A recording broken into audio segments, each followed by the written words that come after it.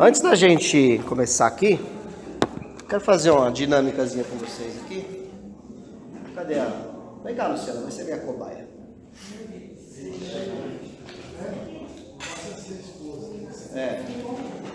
Quero que você ponha a mão, presta atenção, quero que você ponha a mão nessa caixa aqui, essa caixa preta. Tá, põe a mão aí. Põe a mão. Já foi. Deixa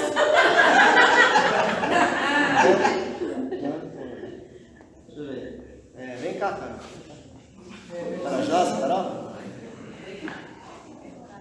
Tem coragem de pôr a mão aqui, cara? Acho que sim. Existe se assustar. Ai, Tudo bem? Não pode olhar. Fecha os olhos. tem um bicho. Fecha os olhos. Fecha os olhos. Não olha. Não pode. Não. Você tá com medo? Não.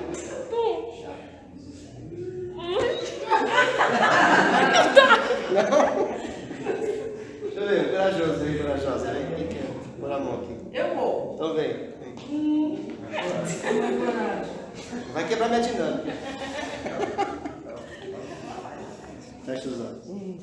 Mas peraí, vou fechar. Deixa eu ajudar aqui. Você tá mexendo. Tá com medo de quê? É que não tem você. Mais alguém? Vem cá, Sofia. Quer pôr a mão aqui, Sofia? Tem coragem?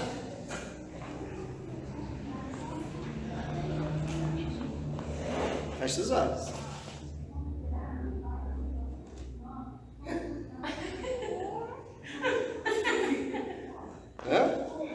Não? Bom, a brincadeira aqui é o seguinte, pessoal. Isso daqui é um desconhecido, né? Que tem aqui dentro. Né? Na verdade parece uma coisa estranha, né? Mas nada mais é que nós sentimos, né?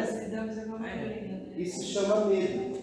O nome disso é medo. O medo do desconhecido. A gente fica paralisado e receoso de fazer aquilo que a gente não conhece. Mas pode ter certeza que, na maioria das vezes, é só mesmo uma insegurança pelo desconhecido. Assim é tudo na nossa vida. Um emprego novo, né, um casamento. Eu não sei como que as mulheres, né, encaram isso, mas ter um filho, o primeiro filho, deve ser algo muito apavorante, né? Porque você vai pensar, você vai ver as outras mulheres como grita, como dá aquela coisa tão difícil. Deve ser... Porque a contração você só pode sentir mesmo quando você tiver o seu próprio filho. Você vê alguém, não é a mesma coisa. Então a gente precisa entender que muitos dos nossos sonhos, dos nossos projetos, eles são impedidos por causa dessas 4 letrinhas chamadas medo. Vem cá, Eduardo. Chegou? Está fazendo? Ajudar nós aqui. Fecha os olhos. Não, abre os olhos. Vem aqui. Pode olhar aqui pra cá. Quero que você feche os olhos e põe a mão nessa caixa aqui. Tá bom? Sentiu, né? Tá bom. Tudo bem colocar a mão nessa caixa? Posso?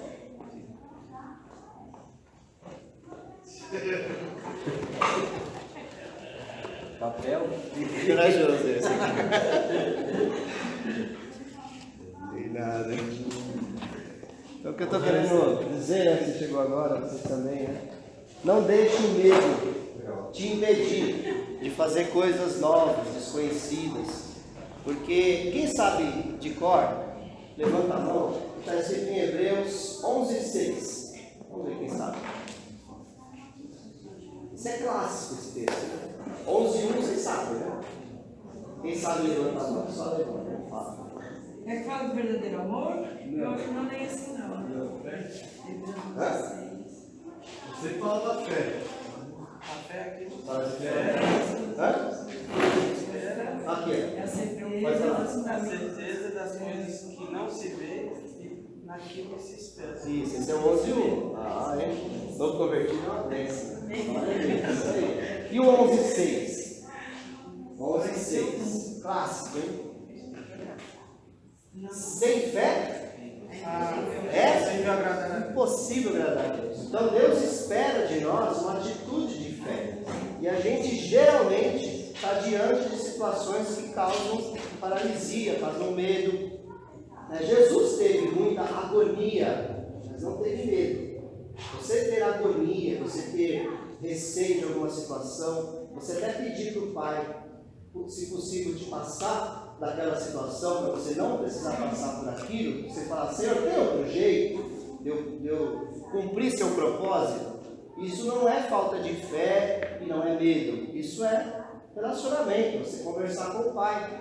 Né? Já aconteceu situações na Bíblia que Deus mudou aquilo. Moisés não queria de jeito nenhum ir sozinho. Deus ficou muito bravo com ele, mas deixou. Tá bom, então Arão vai na frente, Arão fala e você fica na retaguarda. Você vai ser Deus como se você fosse Deus sobre a vida de Arão e eu sou Deus sobre você. Então Moisés expressou ali uma limitação.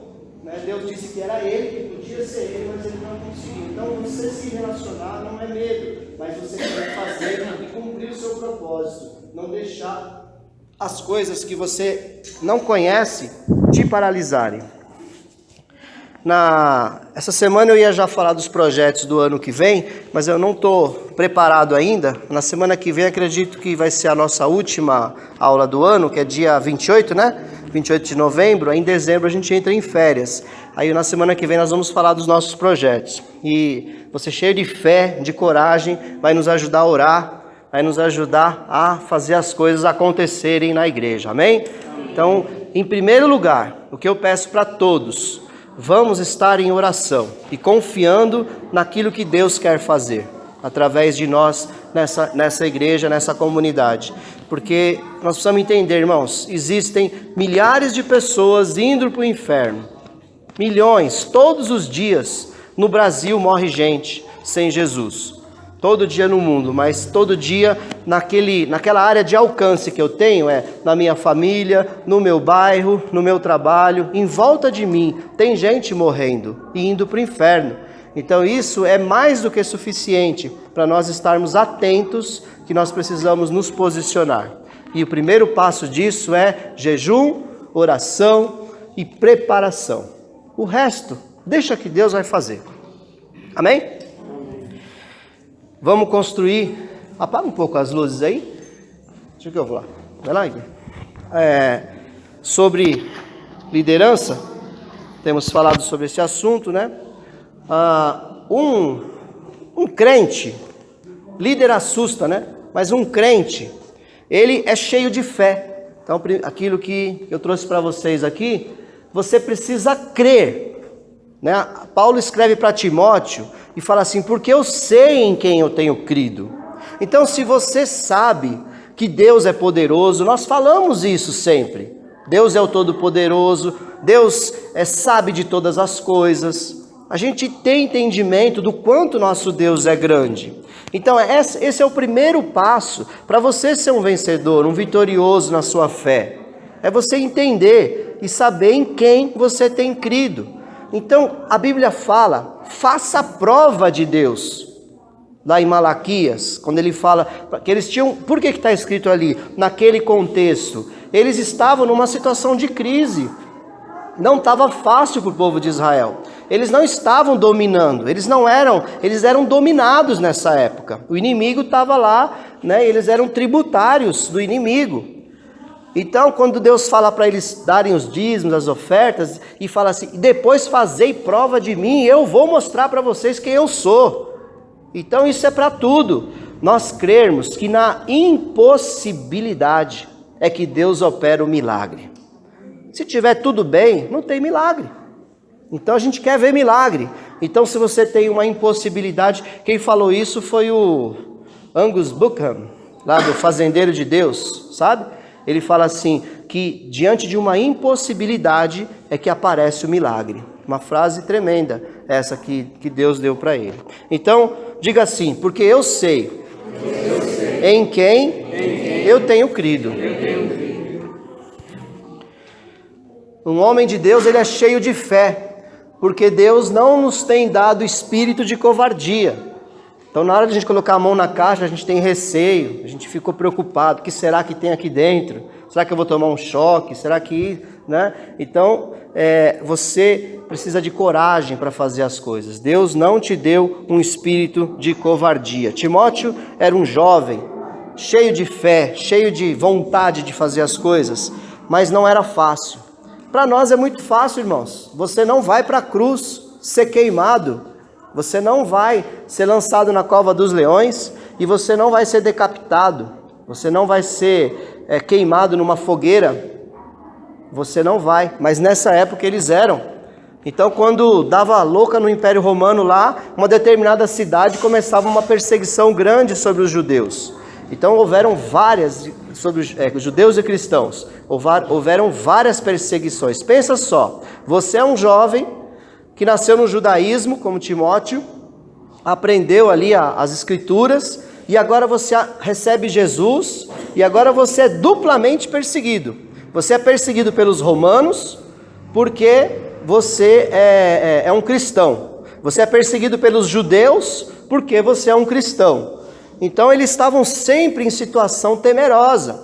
Ainda mais o pastor da igreja. Era o primeiro a ser alvo, né, de ser preso, de ser levado para o martírio. Então Paulo escreve para ele: porque Deus não nos tem dado um espírito de covardia, mas de poder, de amor e de moderação. São 3 palavras-chave para nós vivermos. Poder. Você, um crente em Jesus, tem poder de Deus.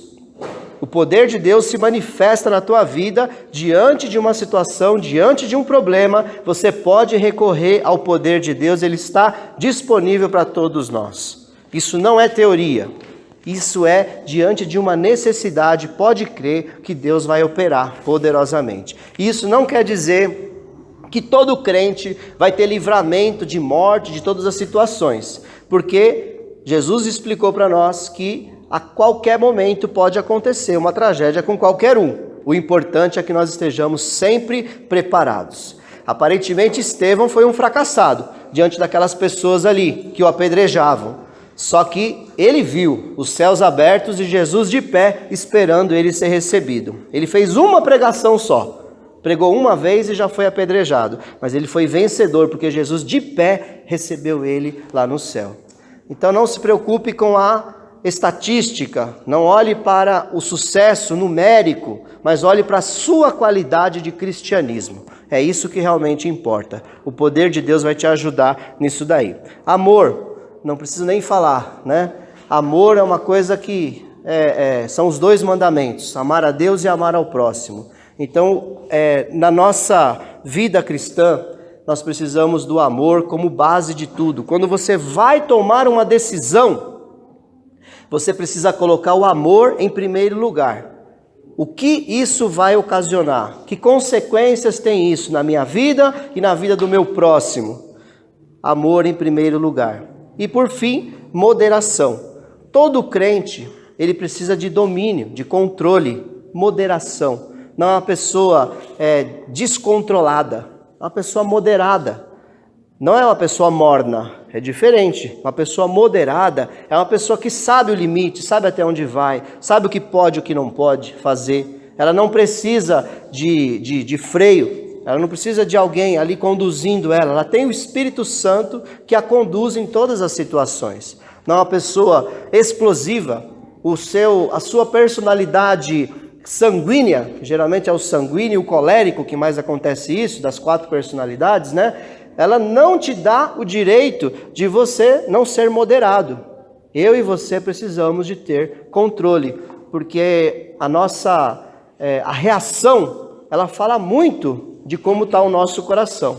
Então, uma autoanálise das suas reações vai mostrar bem claramente o que está no coração.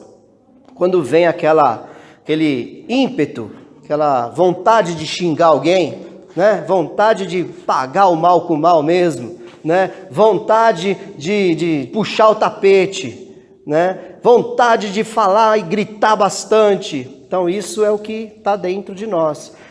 Então é importante buscar no Espírito Santo isso daí, essa moderação. É interessante que Paulo coloca na sequência do versículo que Deus não nos tem dado um espírito de covardia, e aí ele coloca essas 3 coisas na sequência, porque a impressão que dá é que, então tá, eu sou corajoso, eu sou valente, eu sou guerreiro, eu vou para cima, eu arrebento, eu passo por cima, é eu.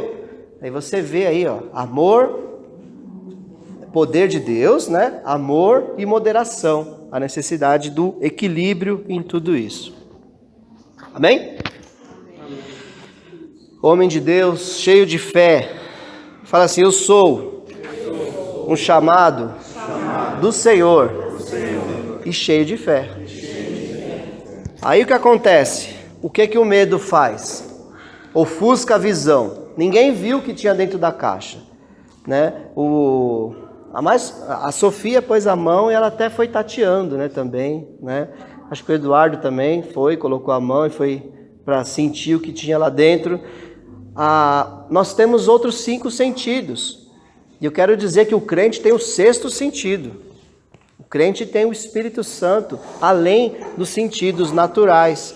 Então a nossa visão, ela é ofuscada pelo medo. Você não enxerga as coisas como elas são realmente, né? Medo do que vai acontecer amanhã, medo do que vão dizer de mim, né? Da minha reputação. Tudo isso te faz não enxergar o caminho corretamente e você acaba indo para uma direção errada. Então é muito importante você lutar contra o medo. Eu não sou um super crente, você também não. Nós passaremos por medos, nós passaremos por situações que a gente vai pensar em desistir. Só que ali, você, como meu pastor, meu pai na fé sempre ensinou, ser tentado não é pecado. Você passar por uma situação não é o pecado é o que você vai fazer com ela, é o que vem depois. Porque eu tenho muitos medos, eu acredito que você também tenha, só que o que eu faço com o medo? Eu deixo ele me paralisar? Ou eu vou para cima? Ou eu busco no Senhor o poder, o amor, a moderação? Eu busco no Espírito Santo a solução. É aí que está a diferença. Quando a gente tem o medo, às vezes é até bom, para a gente não bater no peito e dizer assim, ó, sou eu, tô podendo, né? Tô na pegada de Jesus, aí, mano, tô passando no meio de todo mundo e, né? Não, a gente tem que ter o entendimento que a gente é pó. Então, medo às vezes é bom, né? Lá em Êxodo você vê a passagem pelo Mar Vermelho, antes daquele grande milagre, a Bíblia diz assim: e o povo de Israel teve muito medo. Medo, irmãos. Ali o negócio era feio. Você estava num beco sem saída. Imagina 3 milhões de pessoas ali, não era um zum, não, eles deviam estar gritando de medo, de pavor. Meus filhos, vai morrer todo mundo aqui. Não tinha como ir para frente, e um monte de soldado do faraó vindo atrás. O medo era justificável. E ali Deus fala com Moisés e manda o povo marchar. Então quando eles marcham em direção ao obstáculo, né, eles vencem ali o medo, o mar se abre de lá para cá e eles passam em seco, mas o medo vem. Ainda bem que Moisés tinha fé, porque não foi por causa do povo, foi por causa de Moisés. O medo é um limitador do seu crescimento, né? O medo é um gerador de outros sentimentos negativos. Às vezes, por causa do medo, a gente começa a culpar outras pessoas. Você começa a se depreciar, dizer que você não consegue, que você não pode. A gente diminui Jesus e o Espírito Santo na nossa vida, quando a gente deixa o medo de alguma forma nos paralisar. Ele produz sentimentos muito ruins em nós, é ou não é? Sim? Quando você está muito, né, angustiado, aquele medo ali, você já começa a colocar em questão até se você é crente mesmo. Você começa a colocar em questão até, será que a Bíblia é verdadeira mesmo? Será que eu não estou num barco furado? Será que esse negócio aí é verdade mesmo? Porque o medo, ele impede até da gente crer que existe um poder maior, sobrenatural, do Espírito Santo do Senhor na nossa vida. É um homem de pouca fé, né? O crente bully. Homem de pouca fé. Não tem fé naquilo. Exatamente. E o medo de perder tira a vontade de ganhar, né? Não sei se é um bom exemplo, mas eu vou dar. Né? Eu gosto de jogos, né? E geralmente de cartas. E tem um tipo de jogo que é o poker. Todo jogo pode ser maligno e pode ser benigno, depende de como é que você faz, né? Se você joga a dinheiro, é um problema. Jogar a dinheiro não é, na minha opinião, não é correto. você brincar ali, tal, você fazer uma diversão, é como um videogame, né? E o poker, ele tem uma coisa que é o blefe, né? Se você é medroso, geralmente você só vai quando você tem carta boa. Então é fácil ganhar de você, né? Porque quando você foi, então você sabe que é bom, aí os outros já não vão, não aceita ali a sua. Então o bom jogador é aquele que não tem medo de perder, ele arrisca, ele olha, você não tem nada na mão, só que ele fica com a... Como que é o nome? Cara, é o semblante do jogador de pôquer? Poker face, né? O poker face é o cara que não muda o semblante dele. Ele pode estar com todos os ases, ou ele pode estar com nada, que ele continua com a mesma expressão. Então, o medo de perder tira a vontade de ganhar. Então você acaba não arriscando, não fazendo nada e não conquistando nada. Irmãos, isso parece palavra de coaching empresarial. Mas a Bíblia diz que o reino de Deus é tomado à força. A Bíblia me mostra um Jesus altamente estratégico. Jesus buscou homens aparentemente sem nenhuma condição de darem sequência ao ministério que ele veio implementar na terra. Então Jesus não tinha medo de perder. Jesus, ele arriscou alto. E dos 12 ainda teve um que traiu ele. Mas foi sucesso, chegou até nós. São bilhões de pessoas que foram alcançadas pelo Evangelho por causa da estratégia de Jesus. Porque apesar de sentir agonia, de chegar a transpirar gotas de sangue, ele não desistiu do seu chamado e foi até o fim. E por causa disso nós estamos aqui falando sobre esse assunto até hoje. Amém? Então o medo, ele é um paralisador de grandes projetos que ficam só no sonho. Posso acrescentar um? Claro. Eu vejo o medo como o lado negro da fé. Porque o medo, ele é algo irracional, não aconteceu, ele pode acontecer.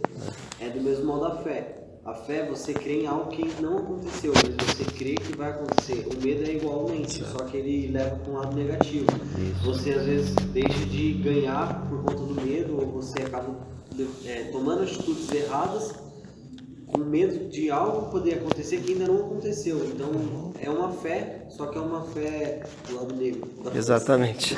O lado negro da fé é o medo. Exatamente. É a dúvida, né? O contrário de... porque A não fé aconteceu. negativa, né? A fé negativa, exatamente. Porque não aconteceu. Você crê que algo você ruim crê que vai vai acontecer. acontecer. Isso. É a E mesma se coisa você a foca fé. isso acontece. Se você focasse o positivo, talvez o positivo aconteceria com maior facilidade do que o Exatamente. negativo.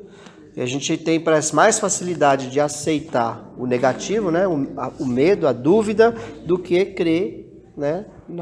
Que também é uma dúvida, né? Mas crer que pode acontecer, né? Geralmente, eu vi uma estatística que 90% dos nossos medos não se concluem e 10% das coisas que acontece diferente do que a gente planejou, né? Então, no fim, os 100% foi tudo diferente do que a gente pensou, quase. Então, não adianta, confia no Senhor, espera nele, que o mais ele fará e vamos em frente, né? Uma coisa que eu digo para você, que eu aprendi há muito tempo isso, e você olha na Bíblia, você vê esse comportamento. Deus nunca mostra para você o processo. Deus mostra o começo e fala onde você vai chegar no fim, mas ele não fala tudo que vai acontecer no meio, sobe e desce, tropeça, cai, levanta, puxa tapete, vai para cá e volta para lá. Porque se mostrar, geralmente a gente fica com tanto medo que a gente não vai querer, né? Então creia que se no processo está embaraçado, está complicado, você não está em pecado, está tudo certo, creia que Deus está no controle desse negócio aí. Amém?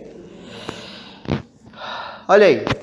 Agora, na prática, o que faz a gente vencer em qualquer área da sua vida, no seu trabalho, na sua família e no seu ministério aqui da igreja, é você ter uma vida disciplinada de oração. O apóstolo Paulo não estava em Éfeso cuidando de Timóteo. Timóteo era o discípulo de Paulo. Ele deixou 1:12, né? Deixou Timóteo lá e olha o que ele fala: sem cessar me lembro de ti nas minhas orações, noite e dia. Então você como líder você precisa orar pelos liderados. Mais do que fazer, é orar. Pai de família, mãe de família, orar pelos seus filhos. Mais do que fazer. Porque a oração, ela realmente move as coisas. Como a gente sempre prega, as coisas acontecem primeiro no mundo espiritual e depois no físico. Claro que tem que agir. Não precisa ficar preocupado, porque eu entendo isso. Você tem a ação da oração. Mas, antes da ação, precisamos orar. E conhecer a vontade de Deus. E Ele vai te falar qual é. Então, interceda pelos seus projetos. Interceda pelas coisas que você tem responsabilidade. Pelas pessoas que estão debaixo da sua responsabilidade. Todo mundo tem uma pessoa debaixo da sua responsabilidade, até a Carol. Quem está debaixo da sua responsabilidade, Carol? Sabe quem? Os gatos. Tem os gatos lá? Eu tenho gato, tenho pé. É. Não, mas tem uma pessoa debaixo. Gente. É? Gente. Sabe quem? A Carol. Você é responsável pela sua vida. Ela ainda não está com essa bola toda. Não, mas tudo bem, você tem responsabilidade pela sua família, assim como todos têm responsabilidade uns pelos outros, né? Mas no sentido de nós sempre estarmos colocando os projetos diante de Deus, as coisas em oração diante de Deus. Então você alcança níveis mais elevados no sentido de responsabilidades. E isso vai ter que te levar a uma vida de oração mais consistente. No meu devocional diário, cerca de 20 minutos, pelo menos, é só intercedendo. Aí depois dos 20 minutos, eu vou falar alguma coisa ao meu respeito com Deus e outras coisas, eu vou orar, vou falar em línguas, vou começar a adorar, mas tem uma lista de, no mínimo, quando eu oro pouco, de 20 minutos só intercedendo pelas pessoas. Então, é muito fundamental para que haja sucesso você ter uma vida disciplinada de oração. Algo para nós olharmos sempre é o valor, né? Paulo fala assim, ó, estou ansioso por ver-te, Timóteo, para que eu transborde de alegria. Olha que coisa linda isso, né? É dessa forma. Nós vermos as pessoas que a gente está liderando, e esse aqui é um treinamento para você liderar. Se você ainda não lidera, você vai liderar. E isso não vale só para a igreja, isso vale para qualquer coisa que você liderar, sua casa, sua vida, o trabalho onde você está. Você entender que as pessoas são valiosas, são importantes. Então a gente tem que valorizar os liderados. Imagino o coração de Paulo lá numa outra cidade, lá longe, escrevendo essa carta, dizendo, eu estou ansioso por ver-te para que eu transborde de alegria. Então, eu digo para vocês, cada um de vocês que estão aqui, que estão me ouvindo depois também, vocês têm muito valor para nós, presbitério dessa casa de oração. Porque sem vocês não dá para fazer nada. Todos, sem exceção, com ministério, sem ministério, vocês são fundamentais para a obra do Senhor crescer, para que a igreja seja estável, para que a igreja tenha realmente sucesso. E nós queremos que a igreja tenha sucesso, porque o sucesso da igreja significa almas que vão para o céu. É isso. Então tem muito valor o seu trabalho. Tem muito valor a sua oração diária. Você lembrar das lideranças, você lembrar dos liderados, você lembrar dos projetos que a igreja já tentou fazer e não conseguiu. Você lembrar dos projetos que a igreja está tentando fazer. É importante, a função de cada um no reino de Deus é tão importante, é tão fundamental, e isso não precisa aparecer, não precisa. O importante é você entender que tem muito valor, né? Aquele cântico antigo, né? Você tem valor, o Espírito Santo se move em você. É verdade, você tem valor, porque o Espírito Santo, o penhor, né? Aquilo que Deus coloca como o resgate está em você, crente no Senhor. Então você tem muito valor. Nós te valorizamos. Às vezes a gente não consegue mostrar, né? Mas a gente valoriza. A gente tenta. Paga o preço, né? A salvação é grátis, amém? Mas tem um preço a ser pago na perseverança. Jesus falou que o caminho é estreito e apertado. E é custoso isso. Né? Tem um irmão nosso, o irmão Jorge, que ele ainda brinca. Ele fala assim que o caminho é estreito e apertado e é baixinho, porque tem que passar de joelho. Né? Tem que orar, tem que viver em oração. Né? Abre aí na segunda carta de Timóteo. Vamos ler alguns versículos do capítulo 2.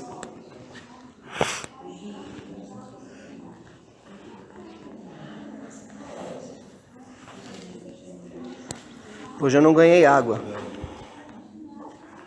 Acho que eu não fiz a lição de casa. 2 Timóteo, capítulo 2. Vamos ver em tópicos que a gente paga o sacrifício. Espera a Luciana voltar.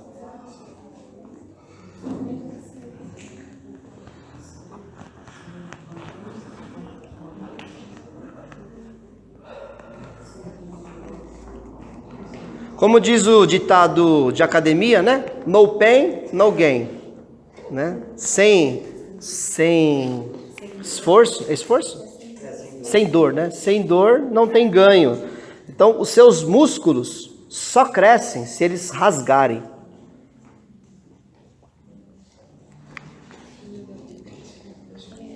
Você paga o sacrifício como um soldado. Versículo 4. Alguém pode ler bem alto? Nenhum soldado se deixa envolver pelos negócios da vida civil, já que deseja agradar aquele que o alistou. Tá? Então, aquilo até que eu preguei no acampamento. Nenhum soldado se embaraça com as coisas dessa vida. Isso é pagar preço. Enquanto tá todo mundo lá curtindo, desfrutando, o soldado está treinando, está se preparando, porque ele sabe que ele vai para a guerra. Então, quando ele está na guerra, ele está mais bem preparado do que os outros. Então, ele tem mais chance de sobreviver. Então, nenhum soldado realmente honesto com aquilo que ele quer realmente fazer, ele se embaraça com as coisas dessa vida, com a vida civil, né? Ou seja, as coisas do dia a dia, que não são próprias de um soldado. Então, nós somos chamados para sermos soldados de Cristo. Você paga o preço também como um atleta, versículo 5. Pode ler. Outro. Semelhantemente, nenhum atleta é coroado como vencedor, se não competir de acordo com as regras. Isso aí. Tem regras. Na Olimpíada, você não pode simplesmente ir lá fazer o que você quiser. Você tem que seguir as regras.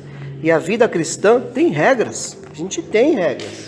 Não dá essa história de a gente viver livre, né? Faço o que der na minha cabeça. Não, existem regras. Dentro de casa não tem regras de convivência. Né? Não é porque eu não me importo com determinado... Por exemplo, se eu não me importo que o meu quarto fique bagunçado.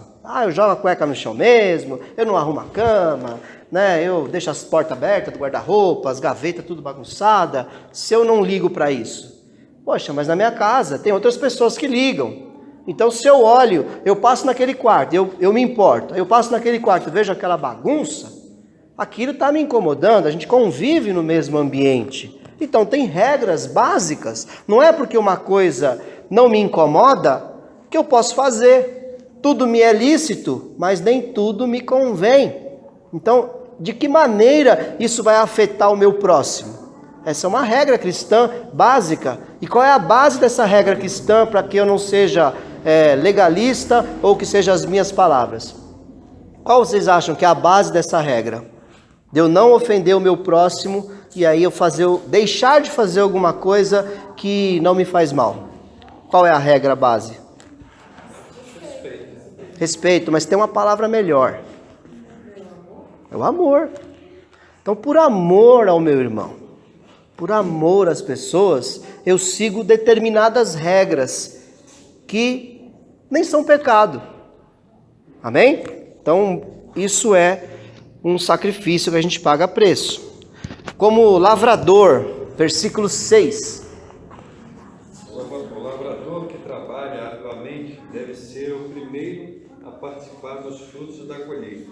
Então, aí, esse versículo é legal que ele já tem ali o sacrifício e já tem o benefício, né? Porque o lavrador trabalha o quê, Marco? Arduamente. Arduamente. Vocês já foram em fazenda? Quem nunca foi numa fazenda viu lá como funciona a plantação? Nunca foi? Já foi? Todo mundo já viu como funciona a plantação? É pesado. Trabalhar de sol a sol. Porque a plantinha não espera.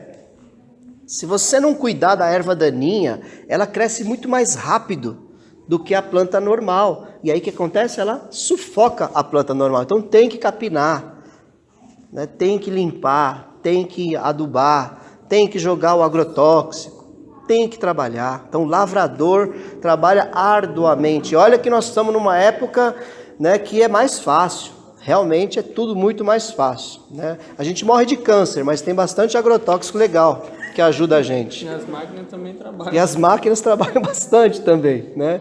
Então a gente trabalha menos e morre de câncer, mas é bem legal. Oi? Hoje as máquinas plantam e colhem, já. Planta e colhe, Só né? não come. Eu vi uma máquina colhendo cenoura, a coisa mais interessante. Ela vai pegando a cenoura vai subindo assim numa esteirinha, já vai limpando, a cenoura já sai prontinha para comer do outro lado. Já limpa tudo. E as colheitadeiras são assim, né? Mas ainda assim, para plantar essa cenoura, ainda teve um trabalho, ainda teve um cuidado, né? Ainda tem muita coisa, ainda se faz muita coisa. Não é 100% automatizado. Aí a bênção, né, que no próprio versículo fala que é o primeiro a comer do fruto. Então, já tem a bênção. E assim tudo. Na verdade, quem estava ali com Jesus ali, pagando o preço, né, não tinha salário fixo. Sabiam que os discípulos não tinham salário fixo? Era totalmente pela fé. Então, e Jesus falou para eles, olha, vão, prega o evangelho de 2 em 2, expulsa demônio, cura enfermo, e na cidade que vocês chegarem, vocês digam, é chegado o reino de Deus. Não leva a bolsa e não leva alforge. Não precisa de espada, não precisa de nada. Vão pela fé. Se receberem vocês lá, naquela casa, a paz ficará naquela casa. Se não receberem, vocês vão na porta da cidade e gritam assim, a gente está levando a paz embora. Sacode a poeira e vai para a próxima cidade.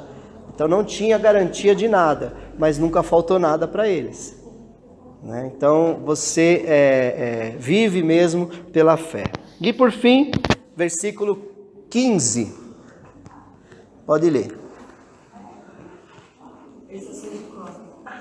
Isso é bom. Então fala, Lula. Procura apresentar-se a Deus, aprovado como obreiro que não tem do que se envergonhar, mas que maneja bem a palavra da verdade. Certo. Para chegar nesse nível, Lulinha, é fácil? Tem sacrifício? Manejar bem a palavra da verdade. Vem assim do céu, assim uma revelação, assim, puf, entra na cabeça. Tem que trabalhar, né? E procura apresentar-te a Deus como obreiro aprovado. Não é sacrificante isso? Para você ser aprovado, você tem que passar na prova. E a gente sempre é provado. Você vai estar sempre sendo provado, né? A nota do Enem Gospel, né, para você entrar nas melhores faculdades, né, ela é contínua. Você está sempre passando pela prova e dando glória a Deus. Ou não, né?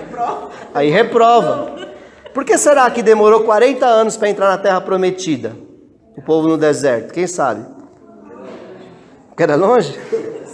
De 3 a 6 meses de viagem, diz a história aí, no máximo. Eles queriam as cebolas do Egito. Eles queriam cebola? O que acontecia no meio do caminho? Murmuração, né? Diante de quê? Das provas. Quando vem a prova, a gente faz o quê? Usa o nosso instrumento mais poderoso que a gente tem, que é a língua, para nos autodestruir. Só falta no final da frase a gente dizer assim, esta pessoa se autodestruirá em tantos minutos. Que a gente acaba com a bênção de Deus na murmuração. Então você ser aprovado por Deus é fundamental. E a aprovação, ela vem na língua, em primeiro lugar. Da gente não reclamar e murmurar das situações. Uma vez eu tive uma doença esquisita que ninguém achava. Eu fui em vários médicos e ninguém achava a doença. Aí Eu nunca fui muito de reclamar, não. Eu tenho vários defeitos, mas esse eu não tenho, não. E eu lembro que eu falei para a médica, né? Eu falei, ainda que Deus me mate, eu vou adorar esse Deus. Ela levou um choque assim, né?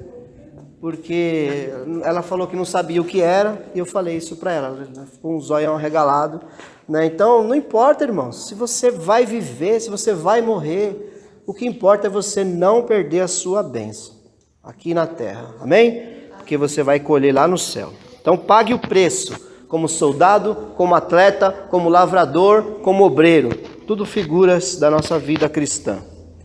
Ainda mais, né? Combata o bom combate. Vá até o fim, complete a carreira e guarde a fé. A erva daninha mais perseguidora do cristão é tirar a sua fé. Porque a Bíblia disse, como eu falei, Hebreus 11:6 diz o quê? Sem fé, não agradar a Deus. Então, se você não agrada a Deus, você perde a fé, você não agrada a Deus, você perde tudo. Nós vamos chegar lá, na frente de Deus, todos vão chegar. Só que uns vão ouvir, vinde, benditos de meu Pai, e outros vão ouvir, apartem-se de mim, porque eu não vos conheço. Então precisamos ir até o fim, como aquela mensagem que eu preguei anos atrás, o fim é melhor do que o começo. Tem um versículo na Bíblia que fala que o estado final do homem é melhor do que o inicial. Então é importante você entender que a vida é um combate. A vida aqui na terra você vai lutar sempre, você vai estar em luta, sempre, isso não tem jeito, vamos estar em luta. Você entende que existe uma carreira a ser completada. Sobre a luta, aqui na terra o combate, não sei se é a idade, se é a responsabilidade, o que é, mas eu tenho aprendido uma coisa, a gente não precisa se desesperar e correr. Às vezes é o passinho de tartaruga mesmo, sabe? A história a piadinha da lebre e da tartaruga, né? A lebre vai correndo, desesperada, aí para no meio do caminho, mas a tartaruga é contínua, né? E vai, né? Tem a outra piadinha do sapo e da lagartixa, né? A pessoa fala para o sapo e da lagartixa, eu preciso que vão na venda buscar manteiga e sal, né? Aí a lagartixa já sai correndo e vai para a venda na frente do sapo. E chega lá na venda, o que era mesmo? Esqueci. Aí volta correndo e o sapo está indo, né? Manteiga, sal, manteiga, sal, manteiga, sal. Aí a lagartixa corre lá, o que é mesmo? É manteiga e sal. Ela... Nossa, o que era mesmo? Ela volta e o sapo, manteiga, sal, manteiga. Quando vê, o sapo chegou com a manteiga e com o sal, a lagartixa está toda perdida, porque é desesperada para fazer as coisas. Então é melhor ser sapo e chegar com a manteiga e sal do que ser lagartixa e esquecer das coisas. Memória curta. Combate não significa fazer as coisas apressadamente. Lembre-se das duas palavrinhas teológicas agora, né? Do Kairos e do Cronos. Lembra do Kairos? Kairos é o tempo de quê? E o Cronos é o relógio. Então, Deus não trabalha no Cronos, no relógio, no nosso tempo. As duas palavras são traduzidas por tempo. Só que Cronos é relógio e Kairos é tempo de Deus. Então, combata o bom combate na direção de Deus. Em Atos dos Apóstolos, o apóstolo Paulo estava desesperado para fazer a obra. E aí ele foi para uma cidade. Aí o Espírito Santo impediu ele de entrar. Aí ele foi para outra. E o Espírito Santo impediu também. Aí ele foi para outra. E lá abriu-se uma grande e maravilhosa porta. Então, às vezes, a gente está querendo lutar contra Deus. Você quer ir para um lugar. Você quer fazer um negócio. Só que Deus não está naquele negócio. Deus quer você 3 passos para frente. É lá que Ele quer você. E ali Deus vai abrir uma grande porta. Então, combater o combate não significa pressa, não significa você fazer as coisas no seu tempo. E vai até o fim com fé. Já falei bastante do amor, né? Mantenha a chama do amor genuína acesa. Liderança cristã sem amor é como um carro sem gasolina. Um carro lindo, só que sem gasolina ele não sai do lugar. Então, amor nas atitudes, nas suas palavras. De que maneira você vê a bênção do teu irmão? Quando o seu irmão recebe uma bênção.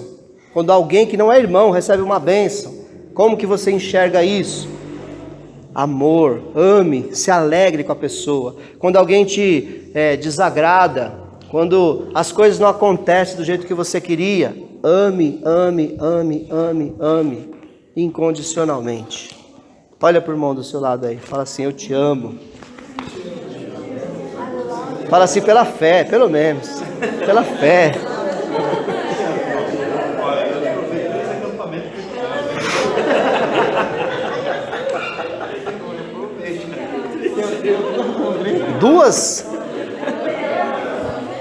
Duas mensagens do acampamento foram sobre amor. Foi tremendo, sem os pastores Mário e Mer. O pastor Mário pregou sobre o amor com os de dentro. O pastor Mer pregou sobre o amor que os de fora veem na igreja. São duas palavras, aleluia, fundamentais para a igreja. É lagartixa. Então o amor, irmãos, é a base de tudo, e isso não é teórico. Nós temos que sair do campo teórico. Você tem alguma coisa para fazer por alguém, procura que você acha.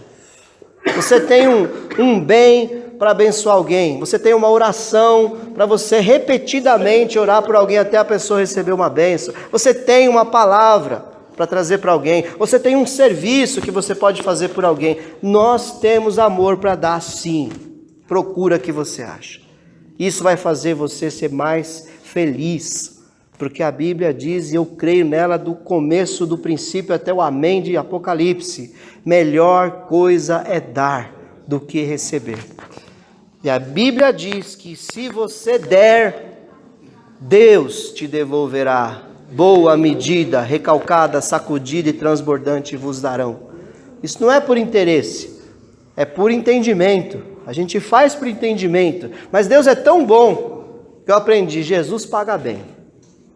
Jesus paga muito bem. O olerite que vem do céu é cheio, é gordo, é sacudido, para caber mais. Aí não cabe mais, transborda mesmo, para quê? Para abençoar mais gente ainda em volta, né? A Bíblia fala assim, aquele que roubava agora não roube mais, antes trabalhe, para que possa ter e abençoar muitos. Então Deus já manda trabalhar e já profetiza ali, ó, você vai ganhar tanto que você vai poder abençoar muitos ao seu redor. Então faça isso, mantenha essa chama, procure alguém sempre para você ajudar. Olha aí, por esta razão, tudo suporto por amor aos eleitos. Esse homem é exemplo para nós, porque ele sofreu, de verdade. Ele foi preso muitas vezes, rejeitado pelos familiares, rejeitado, né, pelas autoridades, desprezado, até pela própria igreja que ele fundou. Lê a carta de Coríntios com atenção, você vai ver que ele faz ali uma espécie de resposta. A espécie não, é uma resposta. A primeira e a segunda. Ele responde críticas pesadas que fizeram a respeito dele. Um homem que se dedicava ao ministério, que era rico e ficou pobre por causa do ministério, por causa do chamado, e ele foi muito criticado. Então ele suportava tudo aquilo por amor, porque de verdade, fazer igreja, se não for por amor, não vale a pena. Quando eu entrei na comunidade Salva Mais Um, a primeira coisa que o Espírito Santo me falou foi assim, esteja preparado para receber. Aí eu falei, amor, nossa, vou receber muita honra e glória. Esteja preparado para receber muita ingratidão. Desde o primeiro dia que eu entrei lá, né, com os evangelistas. E a gente recebe muita ingratidão. Né? Esses dias a gente errou, eu errei com uma criança. Que eles, lá é assim, é meio que o quintal da casa de todo mundo, sabe? É tudo muito conectado. E uma criança fez bagunça na aula do Rick, uma criança pequena, e o Rick tá certo, corrigiu e tirou ele da sala naquele dia, né? Aí ele desceu, aí eu falei, então vai para sua casa.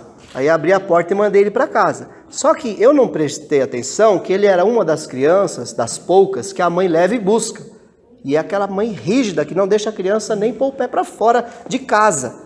E o menino chegou em casa aos berros, aos prantos, que tiraram ele da aula, que não sei o quê. A mãe voltou lá, mas furiosa, com razão. Eu errei com ela, pedi perdão, falei, eu não percebi que ele vinha com você, me perdoa, tal. Se continuar assim, não vou trazer mais. Não deixa eu vir mais. Falei, tá bom, mas traz ele, por favor. Né? Foi erro meu. Né? Falta muita tolerância. Né? Foi o primeiro erro em meses. O menino dela tá tocando bateria, que tá uma bênção lá, tudo. Né? Mas a gente entende, é assim mesmo. As pessoas olham mais o defeito do que a virtude. É sempre assim. Né? Não me deu uma chancezinha. Graças a Deus ele tá indo. Não deixou de ir, não. Mas eu fiquei com o coração na mão. Já fiquei pensando, já sei. Semana que vem já vou ter que ir na casa dela lá. Me humilhar para trazer o menino, porque eu não quero que o menino perca, né, essa bênção por causa do meu erro. Então a gente suporta tudo isso por amor ao fruto que a obra gera. Segue o amor, né, é uma continuidade. Tu, porém, tens seguido de perto o meu amor. Então aqui também tem uma dica para nós. As pessoas que nos seguem vão ser iguais a nós. Então é fundamental que eu me autoavalie, seja autocrítico no bom sentido. Não é perfeccionismo, entende isso? A diferença do autocrítico e do perfeccionista. O perfeccionista é a pessoa mais infeliz do mundo, porque ele está sempre achando que está ruim. Nunca ele está satisfeito, nem com o dele e nem com os dos outros, o que é pior. Né? Então você será seguido de perto pelas pessoas que você lidera. Filhos nos imitam. Esses dias o Eduardo e o Natan estavam falando, né? Que eles às vezes perdem, mas o Natan, né? Que é a personalidade, ele perde um pouco a estribeira, porque eles viram em mim, muitas vezes, eu perdendo a estribeira. Então o velho Marcelo demorou para morrer, e de vez em quando ele dá uma ressuscitadinha ainda, e eu tenho que matar ele de novo. Né? Porque vocês acham que eu sou calminho, mas eu não sou. Eu perco muito. Às vezes eu perco a linha e falo errado com as pessoas. E aí o que acontece? Os bichinhos, coitados, seguem de perto. Tem que lutar contra isso, para não serem igual a mim. Porque vão ser. Filho é igual ao pai, igual à mãe. Liderado é igual ao líder. É igual, não tem jeito. Então, vigia, né? Como é a sua atitude, porque as pessoas vão seguir. Então, se eu amo, as pessoas que eu lidero vão amar também. E desde que eu entrei nessa igreja, eu senti que essa igreja tem uma marca, que realmente é o amor. A gente tem muita falha, tem várias falhas. Erra bastante. Toda igreja erra. Mas tem muito amor aqui, tem bastante amor. Eu vejo isso como marca dessa igreja. Isso precisa ser aperfeiçoado. Nós precisamos aperfeiçoar isso. Quando eu entrei, o pastor Osni perguntou na época por que eu fiquei aqui. Eu falei para ele, por duas coisas só. Que eu senti que vocês se amam e eu sinto que a palavra de Deus aqui ela é pregada com profundidade. Então por isso que a gente ficou aqui. E por fim, você é cheio de fé e de esperança. Já agora, a coroa da justiça me está guardada, a qual o Senhor, reto juiz, me dará naquele dia. E não somente a mim, mas também a todos quantos amam a sua vinda. Então você precisa esperar Jesus hoje. Tenha a esperança da volta do Senhor. Tenha a esperança de que o teu trabalho não é vão no Senhor. Tenha a esperança de que ainda que, como diz lá no profeta lá do Antigo Testamento, ainda que não haja vacas nos currais, ainda que a oliveira minta. Qual é o profeta, gente? Abacuque capítulo 3. Ainda que nada diga sim, mas você tem esperança de que o Senhor está na sua vida e está nesse negócio. Tenha esperança, tenha fé. Quando a sua célula está travada, está engripada, não cresce, a sua liderança não vai, tenha esperança, o Senhor vai fazer acontecer em nome de Jesus. Porque a Bíblia diz que Deus quer que todos se salvem. Então, a minha oração, a sua oração já está legal. Senhor, eu estou orando a sua vontade. O Senhor quer que as pessoas sejam salvas. Então é sua vontade, Senhor. Então eu tenho certeza que salvos virão para cá. O Senhor vai enviar vidas para que a gente tenha bastante alegria de ver essas pessoas indo para o mesmo céu que a gente vai. Amém, amados? Amém. Essa é a palavra do Senhor para nós hoje.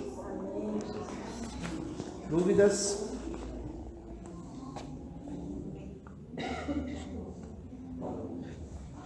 Qual o seu maior medo?